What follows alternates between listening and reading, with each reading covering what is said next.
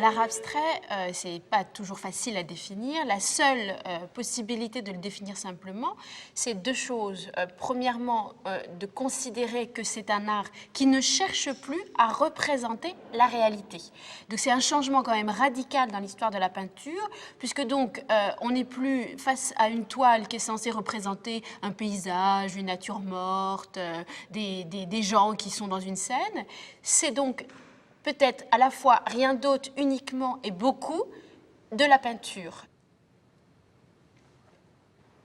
Alors, ce qui amène Kandinsky à l'abstraction, c'est lorsqu'il est à Moscou et qu'il découvre les meules de Monet. Et alors, il racontera finalement dans ses mémoires qu'au départ, il a été très perturbé parce qu'il voit l'œuvre, mais il ne reconnaît pas ce que Monet a voulu représenter. Donc, il se rapproche, il se recule, et puis finalement, il est obligé de regarder le titre pour voir que ce sont des meules. Et il dit que ça l'a beaucoup perturbé. Puis ensuite, il y aura une autre révélation, puisque finalement, un jour, il explique qu'il arrive dans son atelier, que la nuit est en train de tomber, il y a une lumière particulière, et il voit, posé quelque part, des couleurs, il voit quelque chose, et il n'arrive pas à identifier exactement ce qu'il y a. Il s'approche et il se rend compte que c'est un de ces tableaux qui est mis sur le côté, contre le mur. Et alors là, il se rend compte, il dit qu'il a compris que l'objet n'était pas nécessaire dans le tableau. En d'autres termes, finalement, on n'est pas obligé de représenter quelque chose que l'on voit dans la nature pour que le tableau puisse exister. Et c'est à ce moment-là qu'il comprend le pouvoir des couleurs.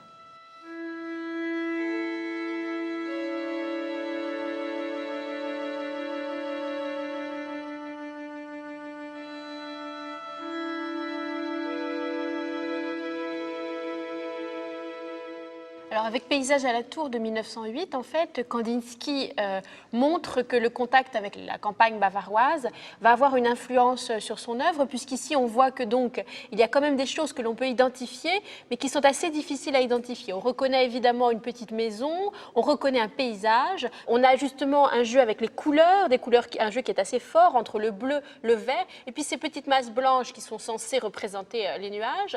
Donc on a là en fait une œuvre qui est vraiment intéressante par rapport au travail qu'il va faire sur la voie de l'abstraction, parce qu'on n'est pas complètement encore abstrait, parce qu'on reconnaît le paysage, et en même temps, on voit bien qu'il y a une sorte de libération qui se crée par rapport à la délimitation de la forme.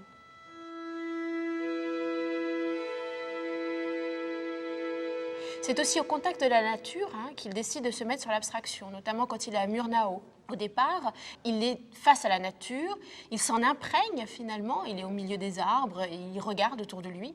Et c'est le résultat où en fait, sur sa toile, il se dit que la seule chose qui peut vraiment communiquer la sensation qu'il a eue, c'est des couleurs, des formes, mais petit à petit, car il y va quand même progressivement, il se libère, car c'est bien une libération, du lien à la réalité. C'est-à-dire qu'il décide de ne plus représenter des choses que nous pourrons reconnaître.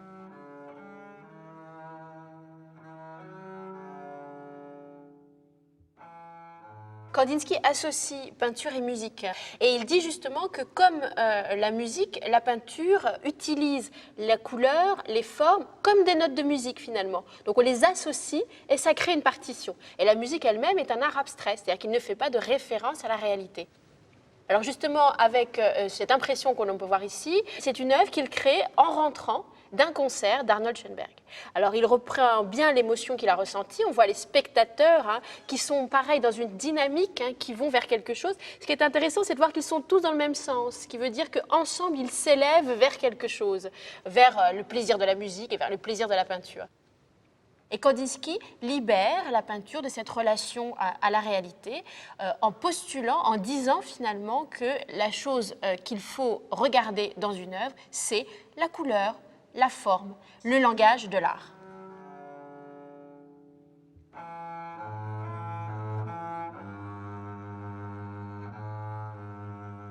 Le langage que Kandinsky va développer dans sa peinture abstraite, c'est justement une mise en évidence, par exemple, du pouvoir des couleurs. Depuis le début du 19e siècle, en fait, on travaille sur la question de la couleur, les vibrations, le fait que les couleurs avancent ou reculent, et Kandinsky va vraiment s'en servir à l'intérieur de ses œuvres. Ensuite, les couleurs, il les délimite par une forme. Donc, il dit que c'est plutôt une délimitation plutôt qu'une forme au sens réel du terme. Et par exemple, il aime beaucoup la forme du triangle parce que pour lui, au sommet du triangle, il y a finalement l'artiste. Et donc, il va pouvoir guider les spectateurs sur la voie de la peinture.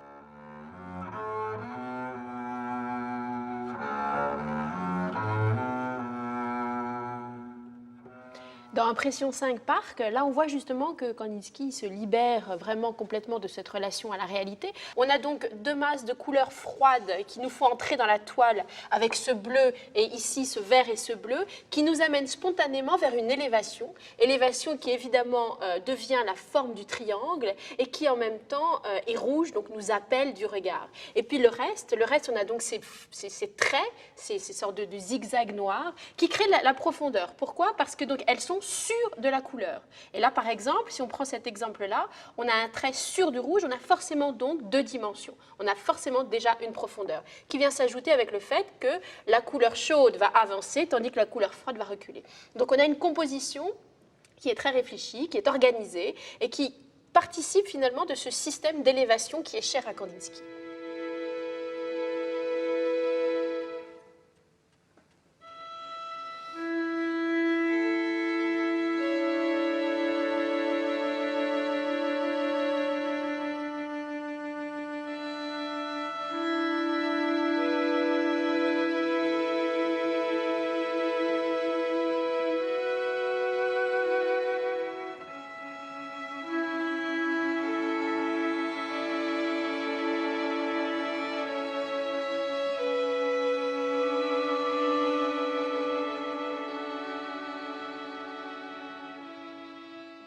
Kandinsky change aussi les titres de ses œuvres. Il ne met pas de titre qui nous oblige à regarder ce qui est représenté. Donc au départ, il prend trois grands domaines. Il va faire des improvisations qui, comme leur nom l'indique, sont donc en fait un ressenti immédiat, c'est-à-dire qu'il ressent les choses et il les exprime directement sur la toile. Il y a ensuite les impressions. Alors là, c'est souvent au contact de la nature en fait. Il est immergé dans la nature où il est en train de regarder quelque chose et ensuite il va traduire cela par la couleur, par le travail de la forme. Et il y a aussi les compositions. Alors les compositions, c'est une étape un petit peu plus avancée, si j'ose dire. C'est-à-dire qu'il commence à travailler beaucoup sur la forme géométrique et à utiliser la couleur également.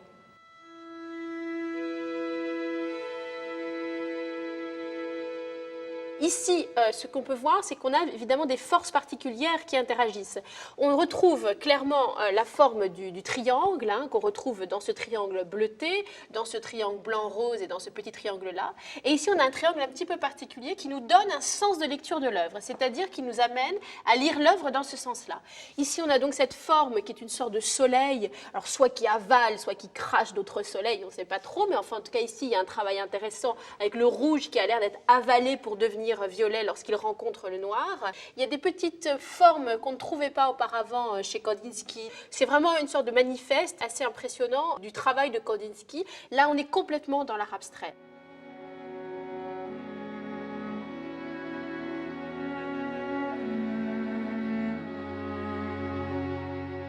Kandinsky, ce qu'il offre, c'est la possibilité pour tout le monde de regarder une œuvre d'art. C'est-à-dire qu'il n'y a plus besoin d'avoir des références, il n'y a plus besoin forcément de connaître l'histoire de l'œuvre. On peut se mettre devant, on regarde le jaune, on regarde le bleu, on regarde comment ça fonctionne ensemble, comment ça discute ensemble même, et on se laisse attraper finalement par tout ce qui peut se passer à l'intérieur. Donc tout le monde peut se mettre face à une œuvre de Kandinsky et puis faire résonner. Il avait une très très belle expression, il disait c'est une conversation d'âme à âme.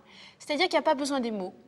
Entre sa peinture, qui finalement est l'expression de ce qu'il a dans son esprit, et nous, eh bien ça fonctionne simplement.